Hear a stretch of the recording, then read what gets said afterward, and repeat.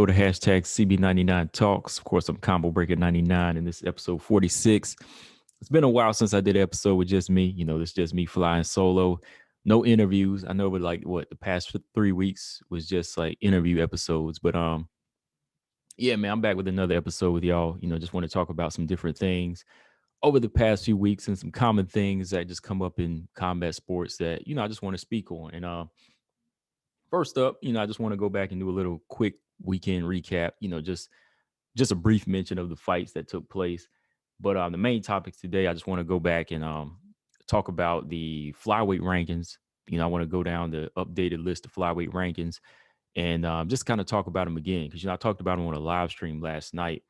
But I want to go back and just kind of speak on the different fighters that should be in the top 15, as well as just how serious we can take the flyweight rankings. How serious we can take the rankings, period, in the UFC. In some cases, it's like we can look at the rankings and say, okay, this fighter should be here, but are they in the right spot? That's the questions that we usually be asking about the rankings. So we're going to talk about the rankings today. And the main theme of this episode is goals. GOALS, goals. Having a goal in combat sports. And the perfect example I wanted to bring up, that was, kind of getting a lot of buzz over the past weekend was Miranda Maverick, her situation, calling out Valentina, and not even really like calling out Valentina, but just mentioning Valentina Shevchenko as far as her end game. I've talked about this before, but I just want to bring up, Miranda Maverick, her statements that she made and why it's important to have a goal as a fighter. So yeah, goals is like the main theme of this episode. But it's not gonna be a long episode either. I'm not gonna be on here forever talking about this particular topic. But last up, the jab. The jab. How you get better at the jab, and how do you understand that the jab is the best weapon in any combat sport? It's repetition. And I'm going to talk about the jab again and again and again and again in videos, podcasts, and live streams, wherever I feel fit to talk about the jab. I'm going to bring it up, and ain't nothing you can do about it. I'm going to bring it up until you get it into your heads as casual fans that the jab is the key. And for the jab, the perfect example, I'm going to use the highlight finish of the episode. I'm going to combine the topics. So the highlight finish of the episode, I'll give y'all at the end. And yeah, I'm going to put that together with the jab topic. So yeah, man, going back up, we had a pretty good weekend of fights. I watched some Titan FC last Friday, some LFA 99. Shout out to Flora Hani. She was able to win her LFA debut on Friday against Valerie Soto. That was a good fight, good showcase for her. And then, of course, there was some good boxing matches that took place, which I'm going to start, I'm going to start talking about some more boxing episodes. I'm going to definitely start either like doing separate episodes of boxing. They just got to start showing me something. They just got to really start bringing back some topics worth talking about, which I do have some, which I'll probably do next week, though, What else? We had, of course, UFC 258. That was the main highlight of last Saturday. Of course, as far as WMMA coverage, it was the co-main event between Macy Barber and Alexa Grasso, and Valerie Martin versus Poliana Viana. That was a good strawweight fight. But real quick, my thoughts. I'll give you my thoughts on this episode about Macy Barber versus Alexa Grasso.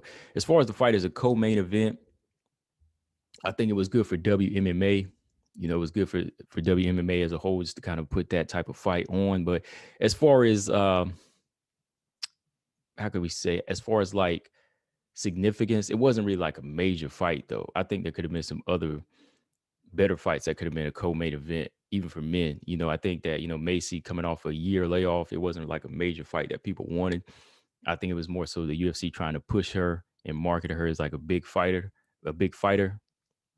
But when she went in there, they completely ignored Alexa Grasso, and Alexa Grasso just stole that shine, So it was kind of a bad setup on the UFC in some ways to put that as a co-main event. Again, I liked it just to put the women on, put the women in the spotlight. But I think there could have been some other better fights they could have picked, to be that co-main event. Because again, Macy Barber coming off a year layoff, she didn't really have she had the fire to go in there and win, but she didn't really have the skill set to go in there and perform like Dana White felt she was going to. She was the heavy favorite, Most of the hardcore fans, we was all like Alexa Grasso's got a great chance, and I picked Alexa Grasso to win, and that's pretty much how it went. And now it kind of backfires on Dana. And now some of the comments like DC are making, they're like, "Oh yeah, I used to call her the Mexican Ronda Rousey. She was my next Mexican Ronda Rousey, or oh yeah, she's one of the best pure boxers." Now it just kind of makes some of the things they say look a little bit, how would you say, patronizing a little bit. See, if they would have played it on an even playing field, then people would have been like, okay, this was a good competitive fight. Alexa Grasso, wow, this girl is good. But they just kind of ignored Alexa Grasso, put the spotlight on Macy Barber, and the documentaries, everything was kind of done on her, and everybody, media was kind of focused on her. So now it just kind of makes it look a little shabby in some ways. Like I said, hardcore fans, we knew Alexa was going to win. Alexa went in there, put the clinic on her for 2 rounds. And it wasn't necessarily her boxing that everybody was talking about that won her the fight. It was really her jujitsu and her grappling, because to me, this was the most impressive she's ever looked on the inside and on the ground. To me, I think that her boxing's looked impressive in some other fights, but in this fight, she was using some good control, upper body strength. Almost submitted her 2 times, almost submitted Macy twice. She went in for an armbar attempt. She almost got the rear naked choke at the end of one of the rounds. I think it was the second round. So, she was really in there just showcasing like a little bit of everything in this fight, how comfortable she was. I mean, it wasn't until the third round where Alexa Grasso, where I was talking about that kill switch she needs, she should have went in there and closed the show on a on rush and Macy Barber. Like, I feel like the opportunity was there. She just went in there and set up some good counters, set up some good traps, landed some good overhand rights. She probably could have knocked Macy Barber out as Macy was, swinging those home run hitters. But Macy, like, the one thing about her I could say that I've always said about her is there's no quit in the girl. If she could like get her skill level up to her heart and her strength and her bravery in there and her killer instinct, if she could get those things that you could learn up to those things that can't be taught, she'd be a force. She would definitely be a force in there, But I think it's just something she got to go back to the drawing board and really work on, find the gym that suits her, and they need to kind of craft her into a fighter that she needs to be, going off her characteristics, just kind of breaking her down. She's a power puncher, good stand up fighter. She's still young, so they need to work on that physical strength, work on the cardio if she wants to be a striker. Just make her more of a calculated puncher, work on technique so she can start setting up her right hands more so. So there's just so many things you can kind of work with her. The want level is high in her. She has killer instinct. So make her more of like a pressure slugger. Just different things you could do with her. You just kind of have to work off her attitude and her work ethic. Just so many different things. As far as Alexa Grasso, like I said, I talked about this. I said I would bring it up one more time on this episode. DC, he went as far as to say Alexa Grasso is one of the best pure boxers.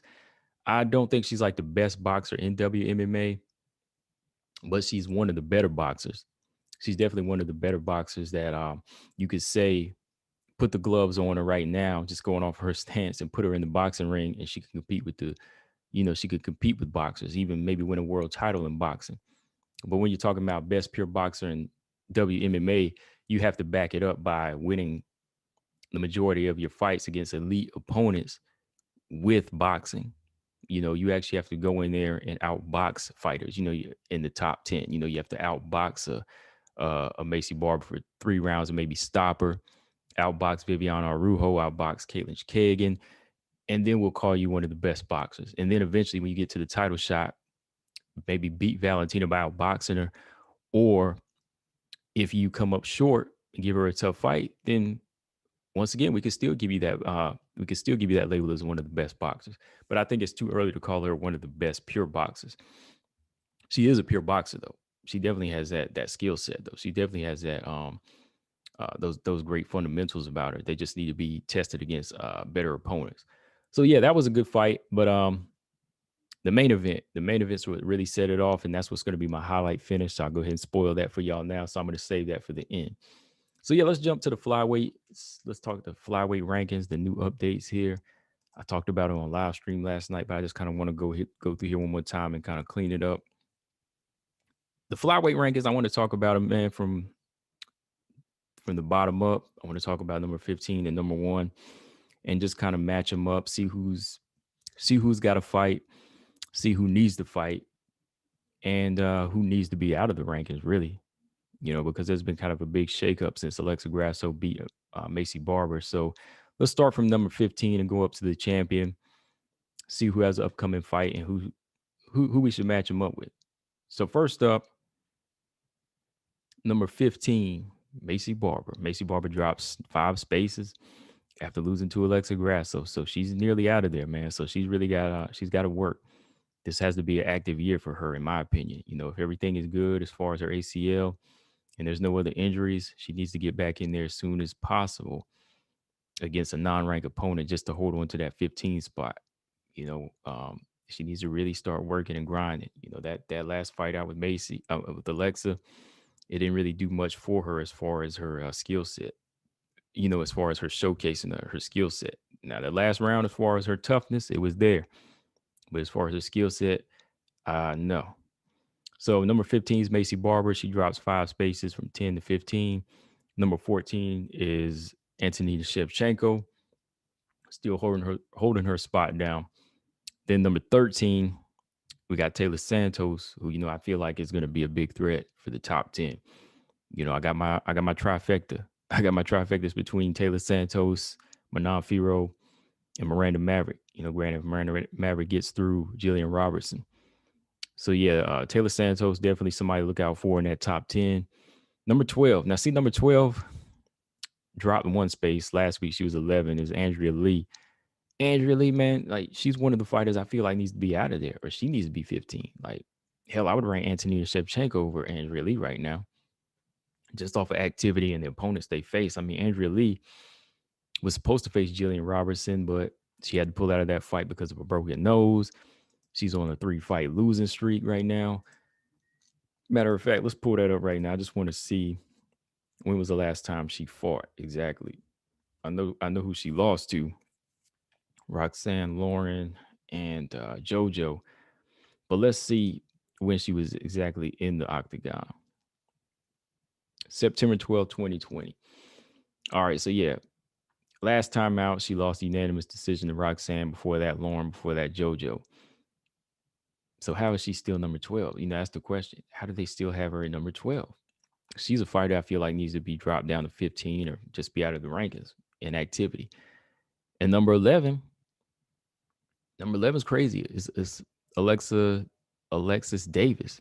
She actually moved up 1 spot.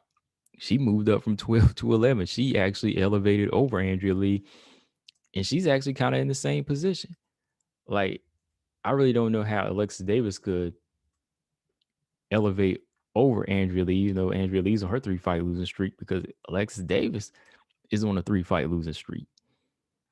Okay. And she hasn't fought since July of 2019. So she's been out of the octagon going on 2 years pretty soon, a year and a half right now. So that's another thing about the rankings. That's why I'm saying you can't really take them seriously, because look, Alexis Davis, almost 2 years inactive, 3-fight losing streak to Caitlin Chikeg and Jennifer Maya and Viviana Arujo.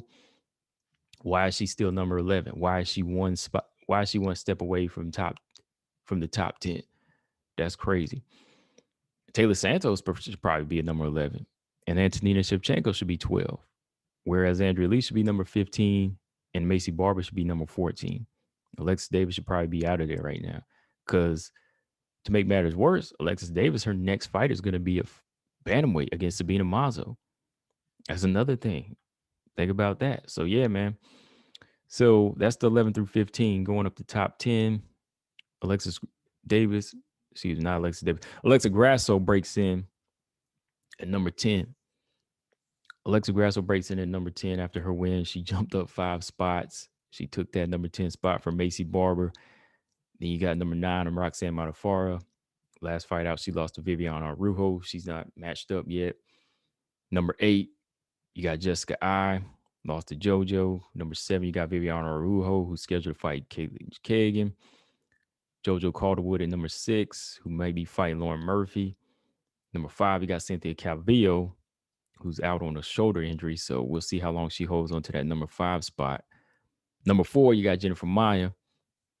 Number 3, Lauren Murphy. Number 2, Caitlin Chukagian. Number 1, Jessica Andrade. And the champ, Valentina Shevchenko. So interesting, man. Like, interesting down there from number 10 through 15, just the rankings from there. Like, I'm not gonna lie, 1 through 10 makes sense, but 11 through 15 is just kind of off. It just seems like they kind of just threw names in there and gave them a ranking. Like Alexis Davis, I'm telling you, and Andrea Lee need to be 14 and 15. Taylor Santos might need to be number 11 or 12 at this point, just off of activity and the opponents they face. So the rankings just don't really make sense sometimes. And I think that's why people don't really take them seriously. Unless you have the belt, then yeah, you are number 1. But like up in the top 3, sometimes even the top 3 don't make sense sometimes. But it does in the flyweight division. But even like the bantamweight division, I think like they're a little off sometimes with how they give people title opportunities. I remember Aspen Ladd was number 3 in the bantamweight division at a time, which I don't know how. So yeah, they just need to kind of switch these things up a little bit and make them make sense for us, you know. But as far as Alexis Davis, yeah, got to go, man. Got to go. Next fight's a bantamweight too. Alexa Grasso, I think I would match her up with somebody like Jennifer Maya next. Like you breaking into that top 10, I would put her in there with Jennifer Maya or Jessica I. Either one of them fights just to see if that could break her into number 7 or 6. And then maybe a couple more fights to get her to a title shot. But yeah, I don't really see anybody else as far as like non-deserving of their spot from number 1 through 6. But yeah, that's just the rankings. I just kind of want to go back with y'all and give you my thoughts on it here on this episode. If y'all missed it last night, I just think that sometimes you can't take them seriously. And between 11 through 15, some of them need to be out of there, you know, and they need to switch them up. Maybe put Manon Firo in there. You know, she's a former champion from her organization. And she came in and blasted out her opponent, you know, who was a contender series winner. So that should stand for something, you know. So if I had my way, one more time, final thoughts. If I had my way, I would probably push Antonina maybe up to 12. Now put Taylor Santos up at 12 and Antonina at maybe 14, and then drop Alexis Davis and Andrea Lee down to 14 and 15, or maybe out of there, and push Macy Barber up one notch up. So yeah. Yeah, give me y'all thoughts though on the flyweight rankings. What y'all think, man? I just think sometimes it don't really make any sense, you know, with rankings. It is kind of like a fan favorite thing. They don't really just go off a resume. So yeah, guys, let me know what y'all think. But yeah, man, let's jump to this next topic here. Goals.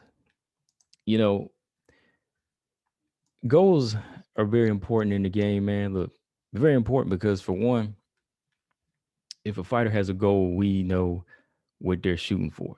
Well, not just us, but the fighter does. You know, you have to kind of go in there and say, look, this is what I want. This is who I want to fight. And this is what I want to eventually get out of the game.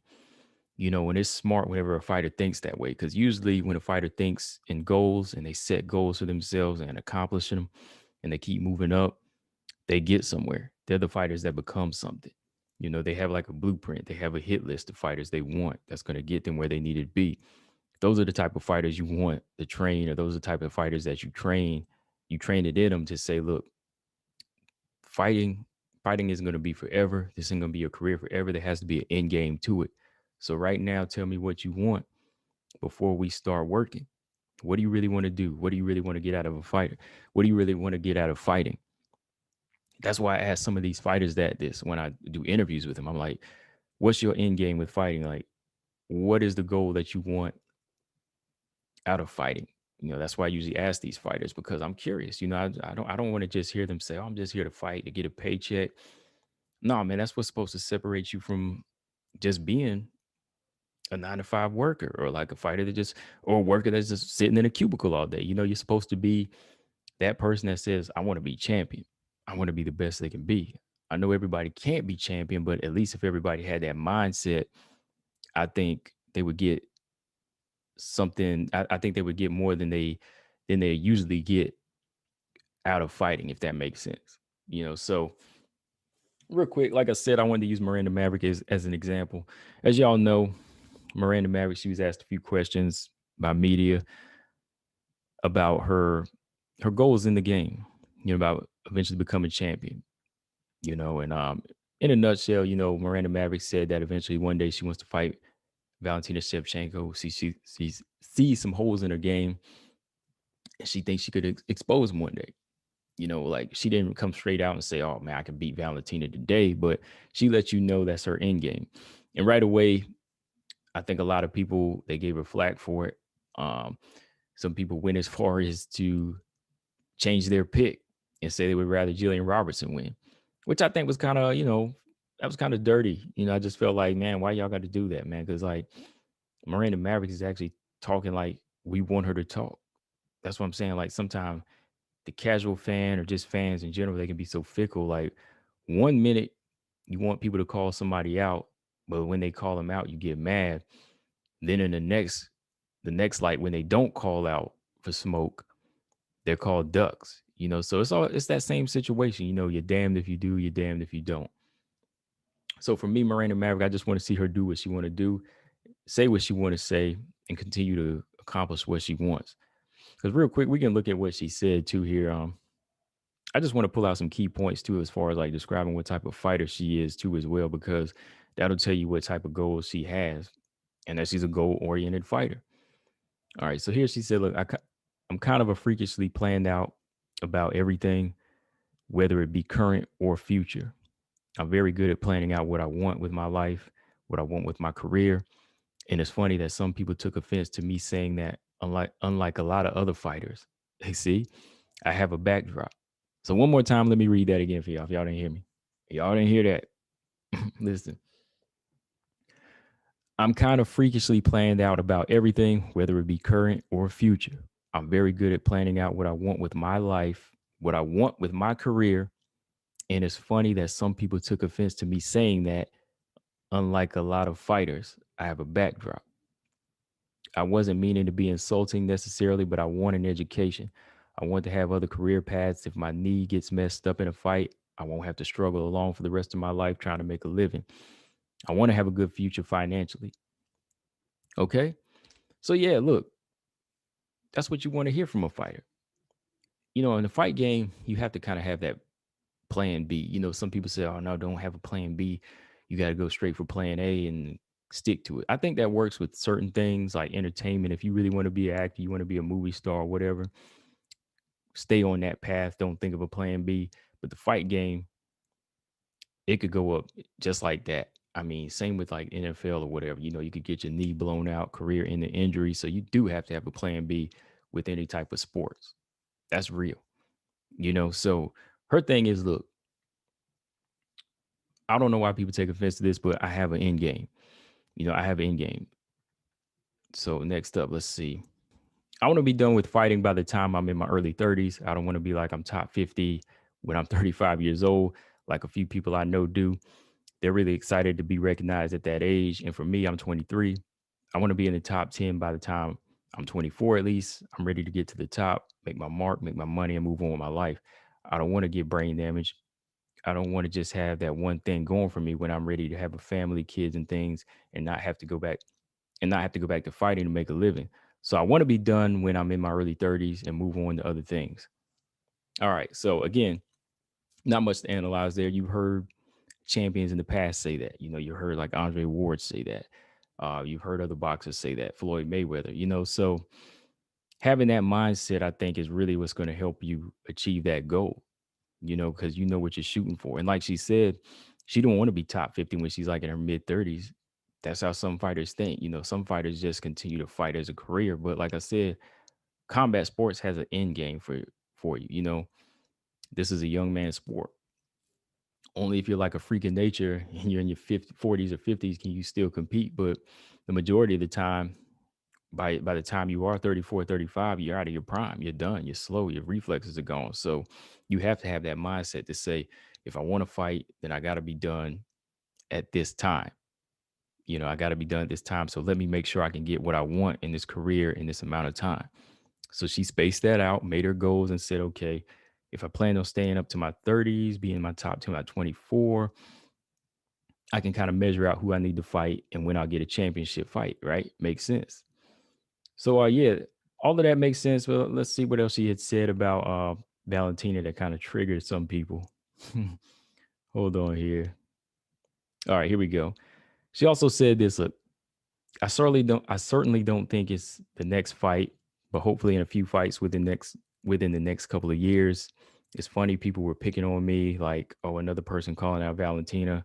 I didn't really call her out. That's just where I want to be at some point. Okay. Next thing she said, but I think I have this grappling background that is almost stronger than any other girl in this division, where I can go in there and wrestle them, use my jujitsu and get finishes. They didn't talk a lot about that in my last fight, which I found amusing, just because Jojua had this background and how many finishes she had by armbar. Nobody's talking about the 5 finishes I have: armbar, rear naked choke, and everything else. So with that said, she made some good points once again. Look, her end game is Valentina, right? That's what every fighter's end game should be. The person with the belt. Valentina Shevchenko has the belt. That's the person who she wants to fight. She's not calling her out right now, but she's letting you know that's her goal. And again, she's a goal oriented person. Much like with school, you got to like it at school, actually, because, you're only in school for a certain amount of years. So Miranda Maverick said this before after the Joe Jewel fight. She has a 2-year plan. Her 2-year plan was to, take on a few fights, get her way into the top 10, and eventually fight for the title whenever she graduates from school. So right there, I don't think she could have said it any clearer. They're very similar, right? She wants to graduate from school the same way she wants to graduate in the flyweight division, and that should be everybody's goal. Like, you don't want to be a career student for the rest of your life, right? You don't want to be a career fighter for the rest of your life, right? You should want to go for that gold, graduate, and be done with it. And that's her plan. You know, like me, like if I'm fighting, I'm gonna have a goal for it. I'm gonna just not just to fight to stay in the rankings and keep fighting and fighting and fighting for the rest of my life. No, like I want to fight, build a brand, call out the champion, hopefully win the belt, and then after that, make a brand for myself, and then say I'm done. So, what better way? Because she had made it clear, like that's my end game. It wasn't like she was trying to call her out. Now she's saying that's my end game, just like graduating from school. I want to graduate, hold my hands up, and say I won the same way I want to do in the flyweight division. So yeah, I just want to go back through and kind of liken that to the same situation Miranda had, and how I feel about fighters that need goals. I think there's a lot of fighters in here now in WMMA, in MMA, that don't really have like a goal. They just think that it's fun to fight. It's just fun to train and keep doing that. But at the same time, they don't understand that they're just living off paycheck to paycheck with these fights. They're not really like putting away or thinking about the end game, where they might have a torn ACL, or they might get brain damage and they won't be able to fight. Then whenever their career is cut short, they don't have that money. Some of these fighters aren't thinking of that. They're not putting away that nest egg or thinking of that rainy day that's coming. So I'm just more so respectful of a fighter like Miranda Maverick that has that on her mind, that she's thinking of an end game, because that's how I think every fighter should think. Every fighter should have a goal. So yeah, let me know in the comment section what y'all think about that. I didn't mean to go on it too long. I just kind of want to break it down, like I said, because there's too many fighters out here. And there's too many fans out here too that are fickle. Like I said, they give fighters crap when they call out a certain person, but then when they don't, they call them ducks. So I like Miranda's game plan. 2 years, challenge for the belt, and graduate, just like she wants to do in school. That's what everybody should be doing. If you're in school, you're not going to school just to take classes. You're going to school to find out what you want to do and graduate and be done with it. All right. Same with fighting. She has that goal. That's what people in the top 10 need to be doing. They need to be following her path. And she's not even ranked yet. She's not even ranked yet, but nobody else is really having that game plan and saying, look, I want to be done by my early 30s. Hell, a lot of them are in the 30s now. So yeah, man. Last up, highlight finish of the episode. How to give it to. How to give it to. Kamaru Usman versus Gilbert Burns, the main event, UFC 258. Usman went in there, scored a third round knockout over Gilbert Burns with what? What did he use? The JAB. The jab is the key. That's right. Kamaru Usman, he went in there, scored a third round stoppage after a scary start against Gilbert Burns, after just staying cool, calm, collected, finding his technique through a foggy brain, through shaky legs, and that piece of technique that he used, just one simple thing, that jab. That jab was probably one of the best jabs I've seen in MMA, man. I was just like, Kamaru Usman, who's not even a boxer or an elite striker, but he's somebody that's been really working on his striking. Went in there and just took that one simple jab and shut down Gilbert Burns' offense in round two. I mean, the first round, we saw how it went. Very shaky first round. Gilbert Burns landed some good right hands, put Kamaru Usman on wobbly legs. We all thought there was a moment that he was going to get stopped in there, but by the end of the round, he started picking it up just by throwing out that jab. He said, okay, look, I'm not going to go to the ground with him. I'm not going to go to the ground with Gilbert Burns. I need to get my legs back. But at the same time, I need to let him know that I'm still in the fight. So how do you do that? Start sticking out that jab. He's sticking out a good offensive jab, knocking Gilbert Burns back, waking him up, letting him know that, look, I'm here. I'm on the way back. Second round, he goes in there, starts working that jab again. But that jab opens up a big right hand from Kamaru Usman. He drops Gilbert Burns. Gilbert Burns gets back up. He gets work with that jab once again throughout the round. That one shotgun jab was just putting Gilbert Burns on wobbly legs and just open up a nice offense from Kamaru Usman. Going into that third round, opening seconds, Kamaru Usman switches to southpaw, lands a good straight right jab, drops Gilbert Burns, jumps on him with the hammer fist, bounces that head off the canvas, and just finishes him.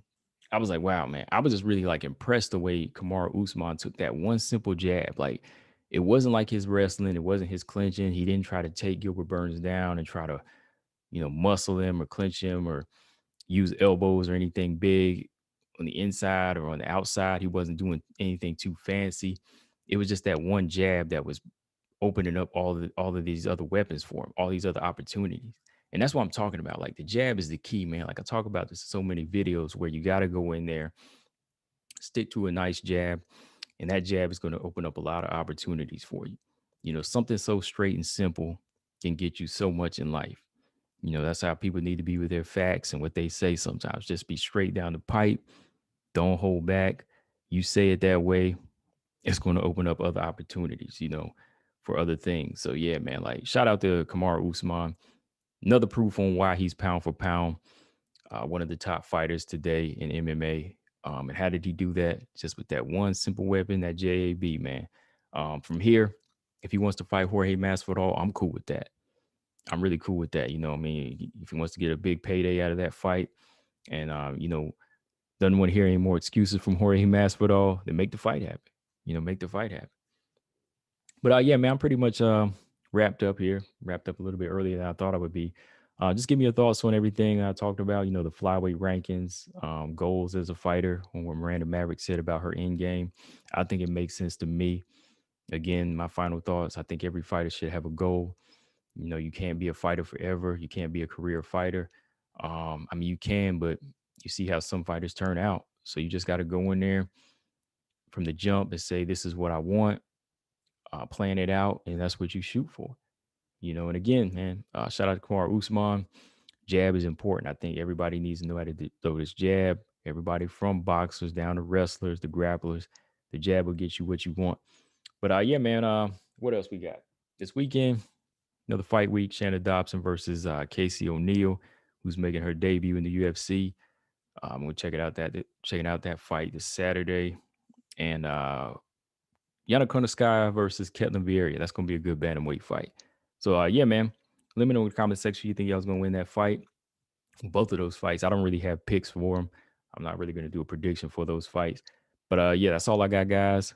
Again, thanks for my new subscribers. I'm gonna be dropping the website, putting all these episodes on the archive pretty soon.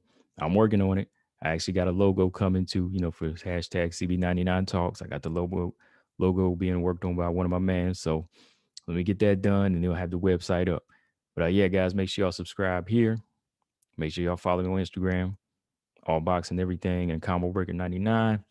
And yeah, check out the Jab podcast. Just go to iTunes or any Spotify, Stitcher, any of those platforms. Go to any of those platforms and type in hashtag Jab Podcast. That's my boxing podcast. Check that out, guys.